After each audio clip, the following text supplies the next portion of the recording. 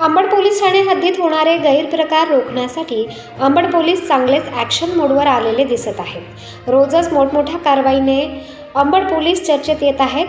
दिनांक 30 जानेवारी रोजी पाथर्डी फाटा येथील हॉटेल गेटवेच्या संरक्षण भिंतीच्या आडोशाला सरकारमान्य शिवम देशी बारच्या बाजूस असलेल्या महाकाली पानटपरी मागे महाकाली चौक सिडको नाशिक येथे विनापरवाना बेकायदेशीररित्या देशी व विदेशी दारू विक्री करत असल्याबाबत खात्रीशीर बातमी मिळाल्याने गुणवेश्वर पथकाचे पोलीस उपनिरीक्षक नाईद शेख, पोलीस नाईक पवन परदेशी, तुषार मते, सचिन कारंजे, प्रवीण राठोड, दीपक निकम यांनी सापळा रचून गणेश रमेश कोळी वय वर्ष 35, व्यवसाय अंडा भुर्जी गाडा, राहणार पवननगर सिडको व निखिल सुभाष लाड वय वर्ष 25, राहणार महाकाली चौक सिडको यांना ताब्यात घेऊन एकूण 21,625 रुपये किमतीची देशी व विदेशी दारू असा मुद्देमाल जप्त करण्यात आला आहे।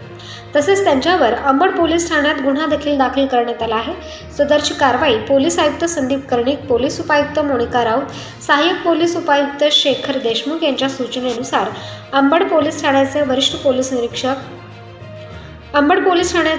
निरीक्षक दीपक ठाकूर यांच्या मार्गदर्शनाखाली गुन्हे शोध पथकाच्या टीमने यशस्वीरित्या पार पाडली आहे।